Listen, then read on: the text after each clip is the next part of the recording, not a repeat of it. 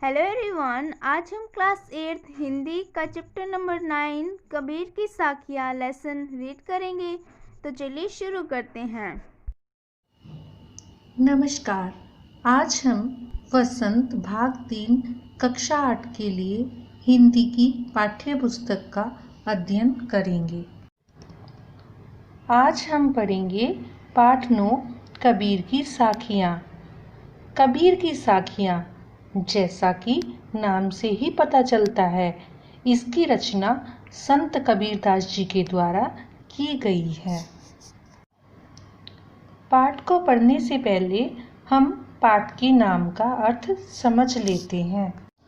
साखी शब्द साक्षी शब्द का तद्भव रूप है, जिसका अर्थ है आंखों देखा हुआ।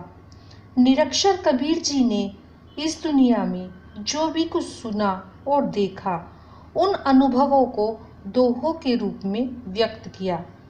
कबीर जी का हर दोहा अपने आप में ज्ञान का भंडार है। वह मनुष्य को कुछ न कुछ सीख देता है, इसलिए इनके दोहों को साखी कहा जाता है। जाति न पूछो साधु की, पूछ लीजिए ज्ञान। मोल करो तरवार का, पड़ा रहने दो म्यान। व्याख्या। इसमें कबीर जी कहते हैं कि हमें सज्जन पुरुष से उसकी जाति नहीं पूछनी चाहिए, अपितु उसका ज्ञान देखना चाहिए। अर्थात मनुष्य को उसकी जाति के आधार पर नहीं, उसके ज्ञान के आधार पर परखना चाहिए। क्योंकि जब हम तलवार खरीदने जाते हैं तो उसकी कीमत म्यान देखकर नहीं लगाते हैं। अर्थात आपकी म्यान चाहे कितने ही सुंदर क्यों ना हो, कितने ही हीरे मोती मानिक क्यों ना जड़े हों, लेकिन युद्ध क्षेत्र में तलवार ही काम आती है। उसी प्रकार से सज्जन पुरुष कितने ही साधारण क्यों ना हो, लेकिन अगर उनके पास ज्ञान है तो वह हमारे जीवन को सुखद बना सकता है। शब्दार्थ। साधु साधु, ज्ञान जानकारी, मोल खरीदना, तरवार तलवार, रहन रहने, म्यान जिसमें तलवार रखी जाती है। आवत गारी एक है, उल्टत होई अनेक। कह कबीर नहीं उलटिए, वही एक की एक। व्याख्या। इसमें कबीरदास जी कहते हैं कि जब हमें कोई व्यक्ति गाली देता है तब वह एक होती है, पर हम पलटकर उसे भी देते हैं तो वो बढ़ते बढ़ते अनेक हो जाती है।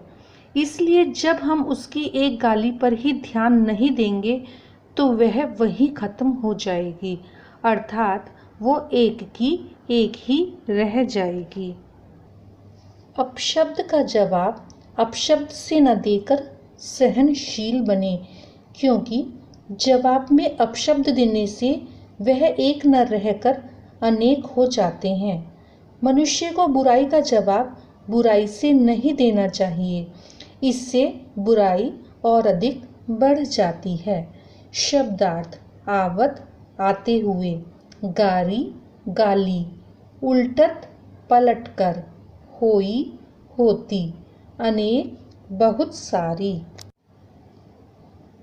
माला तो कर में फिरई, जीभी फिरई मुख माही। मनुआ तो दहु दिसी फिरई, यह तो सुमिरन नाही। व्याख्या। इसमें कबीरदास जी कहते हैं कि माला को हाथ में लेकर मनुष्य मनकों को, अर्थात माला के दानों को हाथ में घुमाता रहता है। जीभ मुख के अंदर घूमती है, अर्थात मुख से राम राम का उच्चारण करता है, परंतु मनुष्य का चंचल मन सभी दिशाओं में भटकता रहता है, क्योंकि मानव का मन गतिशील होता है, जो बिना विचारे इधर उधर घूमता रहता है। परंतु ये तो भगवान का सुमिरन नहीं है। यदि हमें भगवान का नाम लेना है, उसका सुमिरन करना है सच्चे मन से, तो वो 2 घड़ी में भी लिया जा सकता है। उसके लिए सारा दिन हाथ में माला लेकर जीभ में राम राम कहने की आवश्यकता नहीं है। शब्दार्थ: जीभी जीभ, मुख मुँह, माही में, मनुआ मन, दहु दसो, दिशि दिशा, तौ तो, सुमिरन स्मरण। कबीर घास ना नींदिए जो पाँव तली होई, उड़ी पड़ई जब आँखी में खरी दुहेली होई। व्याख्या: इसमें कबीरदास जी कहते हैं कि हमें कभी घास को छोटा समझकर उसे दबाना नहीं चाहिए, क्योंकि जब घास का एक छोटा सा तिनका भी आँख में गिर जाता है तो वह बहुत दुख देता है। अर्थात हमें छोटा समझकर किसी पर अत्याचार नहीं करना चाहिए। यहाँ तिनका समाज के कमजोर एवं उपेक्षित व्यक्ति का प्रतीक है। भाव यह है कि मनुष्य को किसी का भी अपमान नहीं करना चाहिए, क्योंकि यह मानवता के खिलाफ है। शब्दार्थ: नींदिए निंदा करना, पाँव पाँव, तली नीचे, आँखी आँख, खरी कठिन, दुहेली दुख देने वाली। जग में बैरी कोई नहीं जो मन शीतल होए, या आपा को डारी दे दया करई सब कोय। व्याख्या: इसमें कबीरदास जी कहते हैं कि मनुष्य का मन अगर शांत है तो संसार में कोई शत्रु नहीं हो सकता। यदि सभी मनुष्य स्वार्थ का त्याग कर दें तो सभी दयावान बन सकते हैं। अर्थात मनुष्य को अपनी कमजोरियों को दूर करके संसार में प्रेम और दया फैलानी चाहिए। घमंड का त्याग करने से हृदय पवित्रता से भर जाता है और स्वभाव भी निश्चल हो जाता है। घमंड रहित व्यवहार करने पर हर कोई दया करने के लिए तैयार रहता है।